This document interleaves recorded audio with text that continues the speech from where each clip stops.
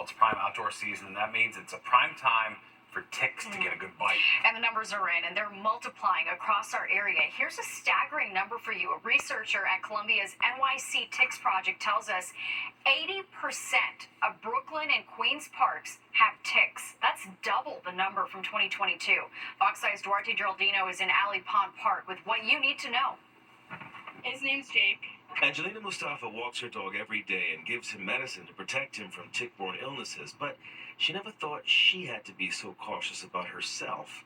Me? I mean, I'm just finding out now that there's apparently ticks here, so I gotta start using sprays, I guess. Columbia University researchers looked at more than 90 parks in New York City and on parts of Long Island, and they consistently found ticks along the fringes of New York City.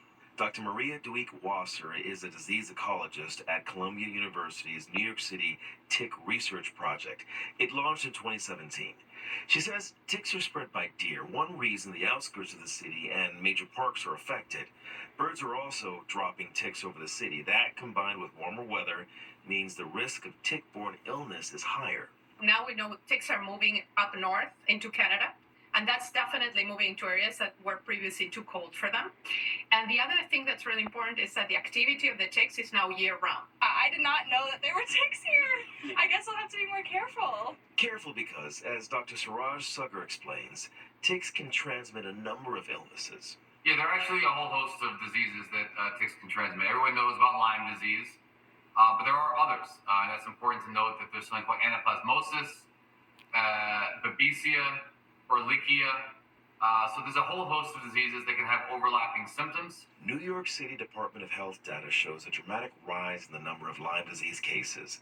In the year 2000, there were 215 cases of Lyme disease. By 2020, there were 704. In 2023, there were more than 3,000. A change in how cases are classified may account for part of the increase. New York City's Department of Health is encouraging people to use EPA-registered insect repellent. Duarte Geraldino, Fox 5 News. Well, a small tornado left big damage in Buffalo. Cell phone footage shows the twister making its way through the city, whipping around debris in its wake. Look at all that stuff just flying in the air. Caused damage to buildings, flipped cars, down trees and traffic lights. Thankfully, no injuries have been reported. It is the third tornado reported in Erie County this month. Well, look at that spout right there. Wild video. Wild, yeah. All right, let's take a live look outside. It's going to be a wet week back here at home. Yeah, Nick joins us now, and we're all connected, right? So everything that's happening down south is heading our way eventually. Yeah, well, down south and out west too. So we have sort of a combination of things that will prove to make this a bit of a wet week. We'll have some dry spells as well, but when it rains, it's really going to pour, as you'll see in the upcoming forecast.